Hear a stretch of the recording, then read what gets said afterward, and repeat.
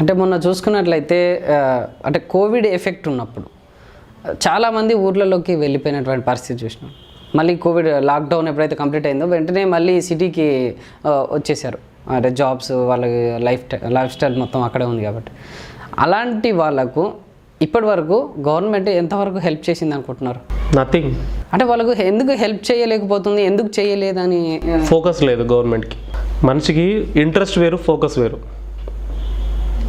Focus అనేది ఎలా ఉంటుందంటే ఒక కామన్, ఇప్పుడు ఎగ్జాంపుల్ గవర్నమెంట్ నేనున్నానండి, నా ఇండివిజువల్ నా ఫోకస్ ఏంటి, నేను ఎన్ని రోజులు ఉన్నా కానీ బిజినెస్ చేయాలి, ఎన్ని రోజులు ఉన్నా కానీ ఒక 10 మందికి ఎంప్లాయ్మెంట్ ఇవ్వాలి, లేకపోతే ఒక 100 మందికి ఎంప్లాయ్మెంట్ ఇవ్వాలి, లేకపోతే నాకు చేతనంతలో ఎంతో కొంత నేను కొంతమందికి హెల్ప్ చేయాలి అనే ఉద్దేశంలో నా ఫోకస్ ఉంటుంది. రైట్? ఎస్. నేను ఆ ఫోకస్ పెట్టుకొని పనిచేస్తాను కాబట్టి నా వర్కింగ్ స్టైల్, నా స్ట్రాటజీస్, నేను చేసే విధానము, నా చేసే పనులన్నీ దానికి రీచ్ అయ్యే విధంగానే పనిచేస్తాను. Yes sir. ఆ విజన్ కోసమే పనిచేస్తాను నేను. రైట్? కానీ సేమ్ వేలో గవర్నమెంట్ కూడా ఫోకస్ ఉంటుందండి.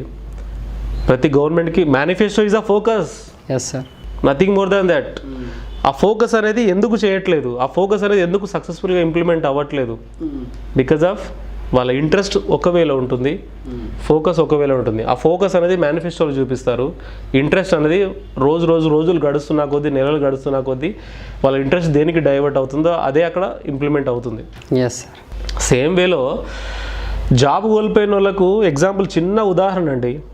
నాకు ఈరోజే ఆఫ్టర్నూను నేను లంచ్ అవర్స్లో నా ఖాళీ టైంలో జస్ట్ ఏంది పరిస్థితి నేను చెప్పేసి న్యూస్ ఓపెన్ చేసి చూసాను. నేను చూసినప్పుడు ఒక చిన్న వీడియో చూసాను. నేను ఆ వీడియోలో ఏముందంటే ఒక కామన్ మ్యాన్, ఒక ఎడ్యుకేటెడ్ పర్సన్, ఒక లెక్చరర్, ఒక ప్రొఫెసర్, ఒక టీచర్ ఎవరైతే ఉంటారో వాళ్ళు చేసే విధానం ఎలా ఉందంటే, ఒకప్పుడు ఆయన లెక్చరర్ అండి, ప్రైవేట్ జూనియర్ కాలేజ్ లెక్చరర్. ఒకప్పుడు ఆయన కొంతమంది private schools teachers, private school principles. అట్లాంటి వాళ్ళు ఇప్పుడు ఏం చేస్తున్నారు తెలుసా అండి? ఒక చిన్న షాప్ పెట్టుకొని ఆయుర్వేదిక్ మెడిసిన్స్ అమ్ముకుంటున్నాడు. మ్యాథ్స్లో టాపర్ ఆ లెక్చరర్, ఆ టీచర్ ఆయన స్కూల్లో చెప్తాడు, కాలేజ్లో చెప్తాడు. మ్యాథ్స్లో ఆయన టాపర్. ఆయనకి ఇంటర్మీడియట్లో కానీ డిగ్రీలో కానీ ఆయనకు 98-100 మార్క్స్ వచ్చినాయి. ఓకే. ఆయన ఒక ఆయుర్వేదిక్ మెడిసిన్ షాప్ పెట్టుకుని రన్ చేస్తున్నాడు. ఎందుకు అంటే బయట పరిస్థితి లేక పిల్లలు బతుకుదేరు కోసం అని చెప్పేసి ఆయుర్వేదిక్ షాప్ పెట్టుకున్నాడు. ఒక ఆయన టీ అమ్ముతున్నాడు. అవును సార్. ఒక ఆయన అంటే ఎవరికి ఇప్పుడు చెప్తే ఇట్లా ఒక లిస్ట్ ఉంటుంది. మేము ఒకటి తీసామన్నట్టు. ఆయన వచ్చేసి సమోసాలు వేసుకుంటున్నాడు. చెప్పుల షాప్ పెట్టుకున్నాడు ఒక అతను. ఇది మన ప్రాంతంలో. వాళ్ళ పరిస్థితి ఎలా ఉంది? అట్లాంటి వాళ్ళకి గవర్నమెంట్ ఏం సపోర్ట్ ఇచ్చింది అనేది ఇంపార్టెంట్. తిప్పి కొడితే ఎంటైర్ స్టేట్లో అట్లాంటి వాళ్ళు ఎంతమంది ఉంటారు? ఒక 2000 మంది ఉండొచ్చుకోవచ్చు, అంతమించి ఉండరండి. కానీ 2000 మంది 2 లక్షల మంది భవిష్యత్తుని తీర్చిదిద్దిన వాళ్ళు. Exactly sir. ఒక 2 లక్షల మంది ఫ్యామిలీస్ని ఒక్కడి భవిష్యత్తు తీర్చిదిద్దే వాడి ఫ్యామిలీ సెటిల్ అవుతుంది, వాడి లైఫ్ సెటిల్ అయిపోతుంది. ఇప్పటికి కూడా మా గురువులను కానీ, మా లెక్చరర్స్ కానీ, మా టీచర్స్ కానీ మేము ఎందుకు గుర్తు చేసుకుంటాం? మేము ఎవరైనా మా ఫ్రెండ్స్ కలిసినప్పుడు పలానా సార్ ఇలా ఉండే, సార్ ఎలా ఉన్నాడు, సార్ బాగున్నాడా, ఎవరైనా కాలం చేసినా కానీ వాళ్ళ గురించి మేము థింక్ చేసుకుంటాం. అయ్యో సార్ మంచోడు ఉండే కదా, ఇలా చేసే కదా, అలా చేసా అని చెప్పేసి. ద రీజన్ ఈజ్ ఓన్లీ వాళ్ళు అక్కడే ఉండి మళ్ళందరినీ ఎక్కడికో తీసుకెళ్తారు. అట్లాంటి వాళ్ళ పరిస్థితి, వాళ్ళకు అలవాటు లేని పని, వాళ్ళకు ఏ ప్రొఫెషన్కి సంబంధం లేని పని, వాళ్ళకి అసలు ఛాయలు అమ్ముకోవడం ఏందండి, సమోసాలు అమ్ముకోవడం ఏందండి, ఆయుర్వేదిక్ షాప్లో మెడికల్ షాప్ పెట్టుకుని ఆయుర్వేదిక్ మెడికల్ షాప్ పెట్టుకుని ఆయుర్వేదిక్ మందులు అమ్ముకోవడం ఏందండి, చెట్ల మందులు అమ్ముకోవడం దరిద్రంగా. అవును సార్. అట్లాంటి గడ్డు పరిస్థితి ఇప్పుడున్న గవర్నమెంట్లో. అంటే అట్లీస్ట్ ఫోకస్ లేదు, వాళ్ళకి పట్టించుకోవాల్సిందే ఆలోచన లేదు. ఎంత స్టేట్ మొత్తం ఆలోచిస్తే 2000 మంది ఉంటారు. ఆ 2000 మంది బతుకులు అట్లీస్ట్ వాళ్ళకి ఏదో ఒక జీవనోపాధి, సంథింగ్ ఏదో ఒకటి. Government has to support them. ఇక్కడ ఇంకోటి ఏంటంటే బీజేపీ పార్టీ, సో అంటే సెంట్రల్ నుంచి చూసుకుంటే బీజేపీ పార్టీ సో ప్రజలందరికీ హెల్పింగ్, అంటే ఇప్పుడు కోవిడ్ సందర్భంగా హెల్పింగ్ కోసం ఎలాంటి ఫండింగ్ ఏం చేయలేదంటారా? చేసింది కదా, ఏదో కోవిడ్ లోన్స్ ఇచ్చింది, బిజినెస్ లోన్స్ మీద సంథింగ్ ఏదో ఇచ్చింది, బట్ అవేర్నెస్ లేదు. Yes sir. అలాగే పబ్లిక్ ఎలా ఉంటుందంటే స్టేట్ గవర్నమెంట్ ఇచ్చేదాని మీదనే చూస్తారు తప్ప సెంట్రల్ గవర్నమెంట్ ఇచ్చేదాని మీద ఆలోచనలు తక్కువ ఉంటాయి. ఇక్కడ రీజన్ ఏంటంటే ఒకటే రీజన్, స్టేట్ గవర్నమెంట్ రూలింగ్ ఒకరు ఉన్నారు, సెంట్రల్ గవర్నమెంట్ రూలింగ్లో ఒకరు ఉన్నారు. వాళ్ళు ఇచ్చే పథకాలు వీళ్ళు పబ్లిక్లో తీసుకురారు, వీళ్ళు ఇచ్చే పథకాలు వాళ్ళు పబ్లిక్లో తీసుకురారు. Okay, against things. So TRS government ఈ అంటే జిహెచ్ఎంసీలో ఇప్పటి వరకు ఎంతవరకు అభివృద్ధి చేసింది ప్రజలకు? Correct question, thank you so much. ఎంతవరకు పబ్లిక్ సపోర్ట్ చేసింది, ఎంతవరకు పబ్లిక్లో అభివృద్ధి చేసిందంటే చిన్న ఎగ్జాంపుల్, మనకు ఎంత దూరం అవసరం లేదు. మున్సిపల్ శాఖ మంత్రి గారు కేటీఆర్ గారు కుకట్పల్లిని దత్తత తీసుకున్నారు, మీకు గుర్తుందా? అది మేము మర్చిపోయాం, అందరూ మర్చిపోయారు. కానీ పోయిన ఎలక్షన్స్ అప్పుడు ఆయన ఒక అనౌన్స్మెంట్ చేశాడు, నేను దత్తత తీసుకుంటున్నాను, మీటింగ్ పెట్టాడు, నేను దత్తత తీసుకుంటున్నాను, కుక్కట్పల్లి మొత్తం నాదే, ఎందుకంటే ఆంధ్ర వాళ్ళు నా వాళ్ళు, కుక్కట్పల్లిలో ఆంధ్ర వాళ్ళ పర్సంటేజ్ ఎక్కువ ఉంది కాబట్టి నేను మీకు భరోసాగా ఉన్నాను అని చెప్పేసి కేటీఆర్ గారు ఒక అనౌన్స్ చేసి దాని అసలు ఒక్క మాటలు చెప్పాలంటే దత్తత తీసుకునే దౌర్భాగ్యం ఉన్న పరిస్థితిలో ఉన్నాం మనము. అసలు దత్తత తీసుకోవడం ఏంటంటే మిగతా వాళ్ళు ఏం కావాలి మరి? మీరు దత్తత తీసుకొని ఎంతో కొంత డెవలప్ చేస్తారన్న ఆలోచనలో ఉంటారు దత్తత తీసుకున్నాం అంటే. సో దత్తత తీసుకోవడం అంటే సీనియర్ యాక్టర్లు తీసుకుంటే ఒక లెక్క ఉంటుంది, లేదంటే ఎవరైనా బిజినెస్ మ్యాన్లు తీసుకున్నారంటే ఒక లెక్క ఉంటుంది. ఎందుకంటే వాళ్ళకు వాళ్ళ టైంలో టెంప్ట్ అయ్యో లేకపోతే వాళ్ళు ఏదైనా ఎమోషనల్గా బ్యాలెన్స్ చేసుకోలేక ఆ టైంలో దత్తత తీసుకుంటామని చెప్పేసి చెప్తారు, అనౌన్స్మెంట్ చేస్తారు. వాళ్ళకున్న కెపాసిటీకి వాళ్ళ దత్తత తీసుకొని వాళ్ళు అభివృద్ధి చేసుకుంటారు.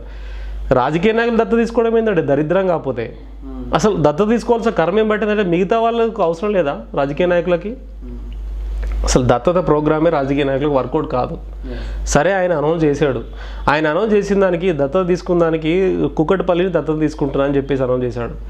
కుక్కట్పల్లిలో మీరు ఏ కాలనీలోకి వెళ్ళండి, 60-70% ఆఫ్ ది కాలనీస్ నేను చెప్తాను, లైవ్గా చెప్తాను నేను, ఎందుకంటే కుక్కట్పల్లిలో కూడా నా ఫ్రెండ్స్ చాలామంది ఉన్నారు, నేను లైవ్ ఎగ్జాంపుల్ నేను చూసాను కూడా చెప్తున్నాను, చూసినా కాబట్టి మాట్లాడుతున్నాను. సార్ హైదరాబాద్లో కుక్కట్పల్లి ఒకటని కాదు, హైదరాబాద్ మొత్తంలో బేసిక్గా ఇప్పుడు కావాల్సిన రిక్వైర్మెంట్స్ ఏంటంటే ఫస్ట్ త్రాగునీరు, సెకండ్ డ్రైనేజ్ పారిశుద్ధ్యం, థర్డ్ క్రైమ్ నేరాలు ఇష్యూ జరగకుండా చూసుకోవడం, fourth free health, fifth free education. ఇట్లా కొన్ని థింగ్స్ ఉంటాయి. ఎస్పెషల్గా అర్బన్లో కానీ సిటీలో కానీ ఎస్పెషల్గా మెట్రో సిటీస్లో అర్బన్ లొకేషన్స్లో డెవలప్ చేసుకోవడానికి మేజర్ కాన్సెప్ట్స్ ఉంటాయి. వాళ్ళకి మిగతా ఏం అవసరం లేదు. ఇప్పుడు ఫార్మర్స్ ఎవరు ఉంటారు అక్కడ, వాళ్ళకి ఏం అవసరం లేదు, మీకు ఈ స్కీమ్లు ఇస్తున్నా ఆ స్కీమ్లు చెప్పి ఫార్మర్కి ఇచ్చే స్కీమ్లు చెప్పాల్సిన అవసరం లేదు వాళ్ళకి.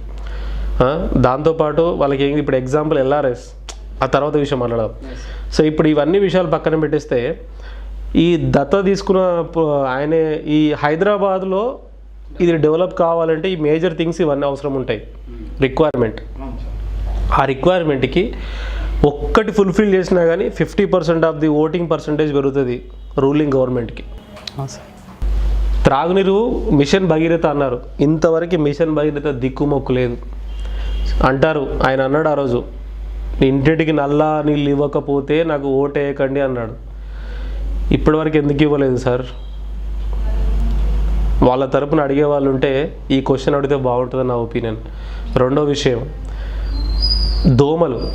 మొన్నటి వరద బాధలకు దోమలు దారుణంగా ఉన్నాయి, పారిశుద్ధ్యం పర్ఫెక్ట్గా లేదు. ఆయన దత్త తీసుకున్న కుక్కట్పల్లికి వెళ్ళి మీరు చూడండి లైవ్గా. మీ కుక్కట్పల్లిలో అంటే కుక్కట్పల్లి వాళ్ళ కుక్కట్పల్లి బస్ స్టాప్ దగ్గరనో లేకపోతే జేఎన్టీయూ దగ్గరనో లేకపోతే నిజాంపేట దగ్గరనో మెట్రో సిటీస్ దగ్గరనో గివి కాదు కుక్కట్పల్లి అని చూడాల్సింది, లోపలివి చూడాలి. లోపలివి చూస్తే కాలనీ తిరిగితే అవన్నీ లొకేషన్స్ అని తిరిగి చూస్తే అర్థమవుతుంది ఎట్లా ఉంది పరిస్థితి. దరిద్రమైన బతుకులు ఉన్నాయా వాళ్ళకి, కామన్ మ్యాన్ ఎలా బతుకుతున్నాడు, లేకపోతే రోడ్ మీద వాళ్ళు ఇప్పుడు హై లెవెల్ ఎడ్యుకేటెడ్ పీపుల్ ఎలా బతుకుతున్నారు, ఒక నార్మల్గా కూలీనాలు వేసుకునే బతుకులు అట్లాంటి వాళ్ళ బతుకులు ఎలా ఉన్నాయని చెప్పేసి లైవ్గా లోపలికి వెళ్ళి చూసి అర్థమవుతుంది. దత్త తీసుకున్నా అని చెప్పిండు, వాళ్ళకి ఇంతవరకు దిక్కుమొక్కు లేదు. 50-60% ఆఫ్ ది పీపుల్ దీనికి ఎఫెక్ట్ అవుతున్నారు. మీరు కావాలంటే ఇప్పుడు మీ తరపున ఎవరైనా టీఆర్ఎస్ వాళ్ళు ముందుకు రావచ్చు, వెళ్ళి చెక్ చేయొచ్చు. నేను లైవ్ కూడా చూపిస్తా వాళ్ళందరికీ ఎక్కడెక్కడ జరుగుతున్న ఇష్యూస్ ఏంది. దోమలు, దరిద్రమైన దోమలు. అసలు ఒక్క మాటలో చెప్పాలంటే ప్రపంచ ప్రఖ్యాతిగాంచే విధంగా నేను సెక్రటరీ కట్టాలని కాదు సార్, ప్రపంచ ప్రఖ్యాతిగాంచే డ్రైనేజ్ సిస్టమ్ని ఇంప్లిమెంట్ చేస్తా అని చెప్పేసి టీఆర్ఎస్ గవర్నమెంట్ అనౌన్స్ చేయాల్సిందని నా ఉద్దేశం. సూపర్, మంచి ప్రశ్న. సెక్రటరీ కోసం ఎవరు చూస్తున్నారు సార్? గవర్నమెంట్ ఆఫీసులు ఏడ పని చేసినా పని చేస్తారు, వాళ్ళకి జీతాలు వస్తాయి కాబట్టి పని చేస్తారు. కానీ ప్రపంచ ప్రఖ్యాతిగాంచిన డ్రైనేజ్ సిస్టమ్ ఇంప్లిమెంట్ చేస్తే ఇట్లాంటి వర్షాలు వచ్చినప్పుడు రోడ్ల మీదకి నీళ్లు రావు, ఇట్లాంటి వర్షాలు వచ్చినప్పుడు పబ్లిక్ ఎఫెక్ట్ కారు, ఇట్లాంటి వర్షాలు వచ్చినప్పుడు దోమలు రావు, ఇట్లాంటి వర్షాలు వచ్చినప్పుడు ఇష్యూస్ రావు, ఇట్లాంటి వర్షాలు వచ్చినప్పుడు ఆ ఆస్తులు, ఆ ఇల్లు కూలిపోవడము, ఈ కరెంటు వైర్లు తెగిపోవడము, చెట్లు ఇరిగిపోవడము, ఈ దరిద్రాలు రావు. అఫ్ కోర్స్ గాల్లోకి చెట్లు ఇరిగిపోయినా కానీ వాటర్ ఎఫెక్ట్ వల్ల వేరే వాళ్ళకి ఎఫెక్ట్ అవ్వదు. ఎక్కడ వాటర్ అక్కడ సప్లై అయిపోతుందంటే అర్థమైంది. డ్రైనేజ్ సిస్టమ్ ఇంప్లిమెంటేషన్ చేయాల్సింది. ఆ డ్రైనేజ్ సిస్టమ్ పక్కన పెట్టేసి సెక్రటేరియట్ అని ఏవో ఆకాశ హార్మేలని అన్నాడు. మూసీ నదిని ఏదో నేను పారిశుద్ధం చేస్తాను ఎన్నడో కమిట్మెంట్ ఇచ్చాడు మహానుభావుడు. అది ఈరోజు ఎలక్షన్ మేనిఫెస్టోలో పెట్టిండు. అందులోంచి వాటర్ తాగుతా అన్నారు కదా, 1 year తర్వాత వాటర్ తాగుతా అన్నాడు కేటీఆర్ గారు. ఇంతవరకు ఏది సార్? ఇంతవరకు ఎక్కడ సార్? బతుకులు ఏం కావాలి? మీరు ఒక్కసారి మూసీ నదిని మీరు ఇంతకుముందు ఎలక్షన్స్లో చెప్పినట్టు విధంగా చేసుంటే ఈ టైం కల్లా మూసీ నది ముంగట జనాలు క్యూ కట్టేవారు విజిట్ చేయడానికి. అక్కడ పోతే కంపు వాసన. నేను ఎప్పుడైనా ఆఫీస్కి వెళ్తున్న కోటికి నేను అటే వెళ్తుంటాను, కంపు వాసన మూసి. ఒక్కడు చూడడు. తప్పని పరిస్థితులు ఏదో చూడాలనే ఉద్దేశంలో ఏదో ఇది హిస్టారికల్ ప్లేస్ అంట అని చూడడం కోసం తప్ప జనరల్గా పీపుల్కి అక్కడ 10 నిమిషాలకు నిలవలేరు, అంత కంపు వాసన కొడుతుంది. అసలు డ్రైనేజ్ సిస్టమ్ ఇంప్లిమెంట్ చేస్తే ఎంత బాగుంటుంది. తరతరాలుగా కేసీఆర్ గారు కాదు, ఇంకా కేసీఆర్ తర్వాత ఇంకా 100 తరాలు వచ్చినా కానీ ఆ డ్రైనేజ్ సిస్టమ్ ఇంప్లిమెంట్ చేస్తే వాళ్ళే ఆ డ్రైనేజ్ పేరు చెప్పుకొని, ఆ డ్రైనేజ్ సిస్టమ్ పేరు చెప్పుకొని కూడా వాళ్ళు ఓట్లు వేయించుకోవచ్చు పబ్లిక్. అట్లాంటి సపోర్ట్ దొరుకుతుంది. అవన్నీ పక్కన పెట్టి పిచ్చి ఆలోచనలు ఏందో నాకు అర్థమవుతుంది. వాళ్ళ ఇష్టం, దాన్ని మనం ఏం చేస్తామని. కాకపోతే ఏంటంటే ఒక కామన్ మ్యాన్గా బాధ అనిపిస్తుంది.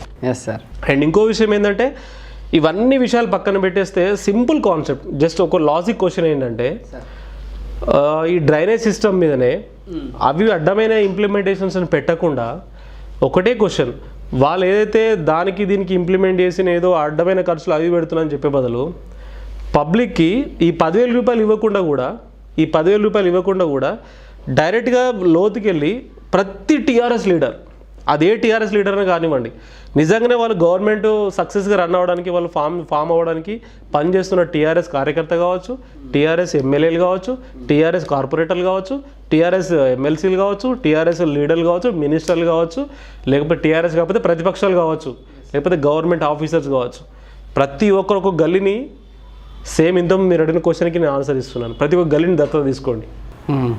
ఓకే, గల్లీని దత్తత తీసుకోండి సార్, ఏరియాలో అవసరం లేదు. గవర్నమెంట్ నుంచి బెనిఫిట్ పొందుతున్న ప్రతి క్యాండిడేట్ గల్లీని దత్తత తీసుకోండి చాలు.